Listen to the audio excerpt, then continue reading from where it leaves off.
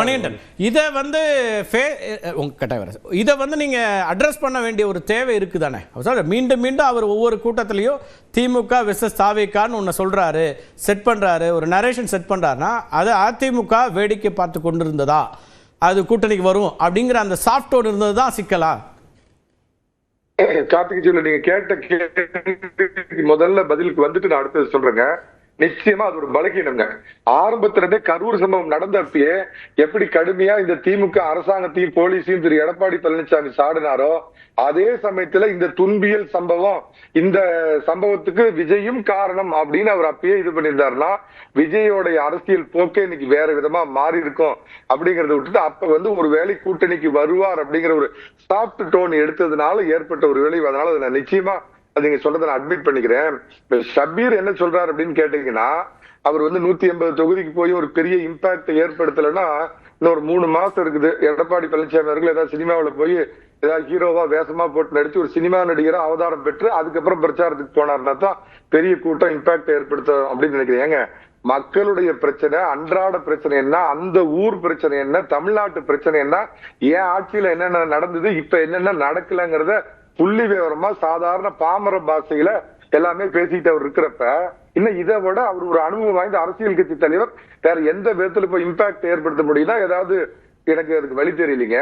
Lakshmi madam ஒண்ணு சொல்றாங்க, கூட சேர்ந்து பாஜக வந்து அழிக்குது அப்படின்னா எதுக்கு சார் இது கூட சேர்ந்து? எனக்கு இந்த லாஜிக்கே புரியல சார். பாஜகவுக்கு கம்மியா வச்சுக்கிட்டு ஓட்டு தமிழ்நாட்டுல பீகார்ல கூட்டணியாக தொடங்கின போது அவங்க எண்ணிக்கை என்ன, இன்னைக்கு வந்து இதேவா தானே சொல்றாரு, இவங்க எண்ணிக்கை இல்லாமலே இன்னைக்கு அவங்க வந்து ஆட்சி அமைக்க முடியுங்கிற ஒரு இடம் வந்துருச்சு இல்ல? அருமையா சொன்னீங்க. அப்ப என்ன, வளரணுங்கிற நோக்கத்துல இருக்கிற பாஜக கூட அதிமுக உதவி பண்ணி அவங்கள ஒரு படிக்கட்டா வச்சு தானும் வளரணும்னு நினைப்பாங்க. கூட சேர்ந்து அழிக்கணும்னு நினைக்கிறது எப்படி சார் லாஜிக்கா இருக்கும்? அதுக்கு பிஜேபி இன்னைக்கு சேராம இருந்தா அதிமுக ஒரு 5% ஓட்டு வராது இல்ல. பாமக அப்ப பிஜேபி தடுத்து இருக்கிறப்ப இங்க அதிமுக இருக்கிறப்ப பாமக என்ன நிலைப்பாடு எடுக்கலாம் சந்தேகம் வரும். எடப்பாடி பழனிசாமி தனிச்சு விட்டுருக்கலாமே. இதுக்கு எதுக்கு சார் கூட அமித்ஷா பாவம் வந்து காலையில 10 மணிக்கு பிரஸ் மீட், 12 மணிக்கு பிரஸ் மீட், 4 மணிக்குன்னு இவ்வளவு மாறி அமித்ஷா பொறுமையா உட்கார்ந்து இருந்து கூட்டணி அறிவிச்சுட்டு போறாருன்னா கூட சேர்ந்து அதிமுக அழிக்கணுங்கிறது ஒரு லாஜிக் இல்ல. ஆனா இந்த முடிவை கூட சேர்ந்து இருக்கணுமா இருக்க வேணாமாங்கிறது அதிமுக தானே எடுக்கணும், அமித்ஷா எடுக்கணுங்கிறது தானே பிரச்சனை சார். இதுல அது விஷயம் பண்ண இவங்க சொல்ற அதே பீகார் தேர்தல்ல பாத்தீங்கன்னா என்னதான் டெல்லிக்கு திரு மோடி அவர்களும் அமித்ஷா அவர்களும் ராஜாவா இருந்தாலும் உள்ளூர்ல ஒரு சட்டமன்ற தேர்தலுக்கு லோக்கல் ராஜா பழனிசாமிங்கிற ராஜா முகத்தை காமிச்சுட்டா நம்ம கட்சியை வளர்த்த முடியுங்கிறது மிக தெளிவா புரிஞ்சுக்கிட்டதுக்கு அப்புறம் பழனிசாமிக்கான முக்கியத்துவம் இன்னும் அவங்க பக்கம் கூடி இருக்குது. இது ஒண்ணு. இதையே அவர்களுக்கு ஒண்ணு சொல்ற, ஒரு 10 நாளைக்கு முன்னாடி திரு ஜி.கே. வாசன் அவர்கள் பொதுச் செயலர் பழனிசாமி வந்து பார்த்தப்ப தினகரனோ பன்னீர்செல்வமோ நம்மளுடைய தேசிய ஜனநாயக கூட்டணியில் இணையறதில் எனக்கு ஆச்சரியம் இல்லை, மாற்று கருத்தில்லை, அதிமுகவில் கதவுகள் அடைக்கப்பட்டது தெளிவா சொன்னதுக்கு அப்புறமும் இவங்க இந்த மாதிரி ஒரு முடிவு எடுக்கிறாங்கன்னா அதிமுகவை எப்படி 2024 கூட்டணி சொல்லப்பட்டதாங்கிற தகவல் யாருக்கும் தெரியாது. மணிகண்டன் சொல்றீங்க, இது மூலமா தெரிஞ்சுக்கலாம். மேபி இதே நானே பொறுப்பு சார், நான் பொறுப்பு. நான் சொன்ன தகவலுக்கு இதையா பல முறை கருத்து கணிப்புகள் மிக சரியா சொல்லியிருக்கார். இதையாவோட கருத்து கணிப்புகள் முதல் முறையா தோக்க போது எதனால சொல்றேன் சார், நான் ஓட்டு போடுறவன் ஜெயிக்கணும்னு தமிழ்நாடு ஓட்டு மக்கள் போடுறவங்க எல்லாமே நினைப்பாங்க. விஜய்க்கு போட்டா விஜயால ஸ்டாலினை வீழ்த்த முடியாது, பழனிசாமியால தான் வீழ்த்த முடியும். விஜய் கட்சியில இருந்தே ஒரு ஓட்டை மாத்த போகுது. ஆட்சியினுடைய அதிருப்தி, சுனாமி அதிருப்தி பழனிசாமி ஆட்சியில் அமர வைக்கும். அதை வந்து கன்சாலிடேட் பண்ற இடத்துல இல்லன்னு தான் ஷபீர் விமர்சனம் வைக்கிறாரு. எத்தனை காது இருந்த ஊசி, நூல் இருந்த பட்டம், வாள் இருந்த பட்டங்கள் எந்த பக்கம் போனாலும் கம்பீரமாக காட்சியளிக்கும். அதாவது திரு செங்கோட்டையன் வந்து விஜயோட இணையறதுங்கிறது கட்சி ஓட்டை இந்த விதத்திலே வந்து பாதிக்காது. சரி, கட்சி முழுமையாக, ஏன்னா இப்ப சென்ற நாடாளுமன்ற தேர்தல் மாதிரி மிக மோசமான தேர்தல் எடப்பாடி பழனிசாமி அவர்களுக்கு இருக்க போறது இல்லை. இது சட்டமன்ற தேர்தல், இன்னும் கூடுதலா அவருக்கு ஒரு அட்டென்ஷன், அந்த 21% ரெஸ்ட் அஷ்யூர்டு. ஓகே. ஆனா சாதாரணமா அதிமுகவுக்கு இன்னொரு 25% வந்து பப்ளிக் ஓட்ஸ் வந்து வரணும். அதிமுக சிம்பத்தைசர்ஸ் அண்ட் பப்ளிக் அந்த ஓட்டு இன்னொரு 25% வரும். இதுல வந்து சட்டமன்ற தேர்தல் என்பதால வந்து ஒரு 10% வரைக்கும் ஈஸியா வந்து வந்துடும். இப்ப கேள்வியை இதையா வச்சதோ அல்லது சபீர் வைக்கிறதோ என்னன்னா, திமுக அது இன்டாக்டா இருக்கு, அதுக்கு மாற்றாக இருக்கிறதுல விஜய் போட்டிக்கு வந்துருவாரா அப்படிங்கிறது. இது வந்து செங்கோட்டையை நாங்க நீங்க என்ன நினைக்கிறீங்க? எதையா சொல்றாரு, எப்படி வேணா களம் மாறலாம்லாம் சொல்றாரு. அதுக்கு நான் பதில் சொல்லணும்.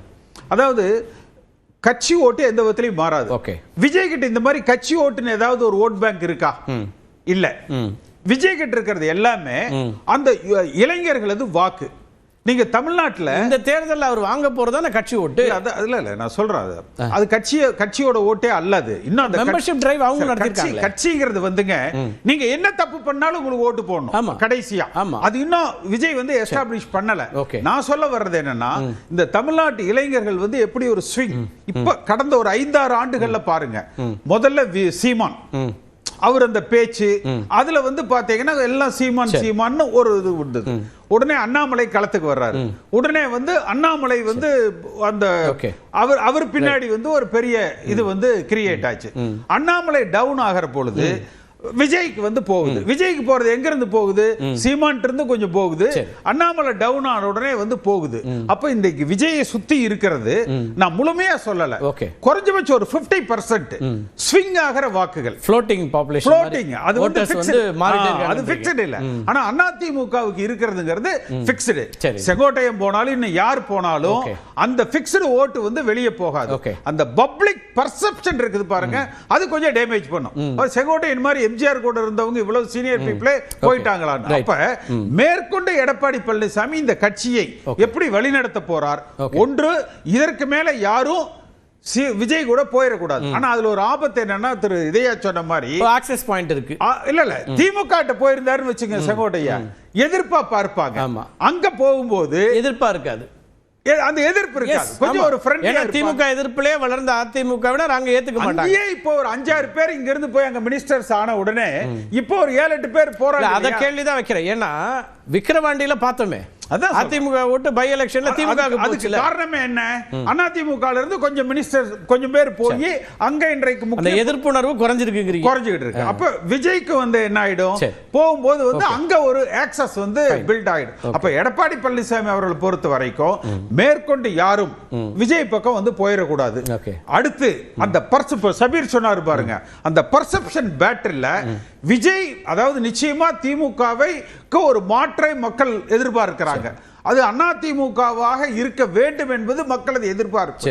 ஆனால் அதை நோக்கி கட்சியை வழிநடத்த வேண்டியது எடப்பாடி பழனிசாமி அவர்களது. அதான் செஞ்சுட்டு இருக்காருன்னு சொல்றாரு. களத்துக்கு போறாரு, பேசுறாரு, பிரச்சனைகளை பேசுறாரு, தினந்தோறும் இஷ்யூஸ் சொல்றாரு. அதெல்லாம் பத்தாதுன்னு சொல்றாரு. அப்ப என்ன நடிக்கணுமான்னு கேக்குறாரு. இதெல்லாம் போய் திரைப்படங்களுக்கு போய் தான் வந்தாதான் நீங்க ஏத்துப்பீங்களா? நல்லா இருக்கும். நம்ம கன்ஸ்ட்ரக்டிவான அரசியல் அப்படிங்கிறது வந்து அந்த திமுகவுக்கு எதிர்ப்பா. இப்ப இனி ஏன் ஊடகங்கள்லயே அண்ணாமலை திமுகவுக்கு ஒரு பெரிய மாற்றாக இருக்கிறார், அதிமுகவுடன் ஒரு பர்செப்ஷன். நான் திரும்பி கேட்கிறேன், இவங்க 3 பேர்ட்ட அதை நிறைவு கருத்தா வைக்கிறேன். இந்த பர்செப்ஷன் இருக்குல்ல, பர்செப்ஷன் வெர்சஸ் ரியாலிட்டி, இதை நம்ம பேசுவோம். 24 ஒரு பர்செப்ஷன். அவர் சீமான் சொல்றாரு, அண்ணாமலை அவர்கள் சொல்றாரு, இவங்க எல்லாமே அக்ரெசிவா பேசக்கூடியவர்கள். அப்ப சோஷியல் மீடியால அவங்களுக்கு ஒரு பெரிய ஃபாலோவர்ஷிப் இருக்கு. வாக்குகளா வந்து எவ்வளவு மாற்றங்களை உண்டாக்குச்சு. அப்படின்னா 24 அண்ணாமலை வெற்றி பெற்றிருக்கணுமா வேண்டாமா? இந்த கேள்வி இருக்குல்ல, அதுவும் நான் கேட்கிறேன். சர்வே முடிவு பார்த்துட்டு உங்கள்கிட்ட வர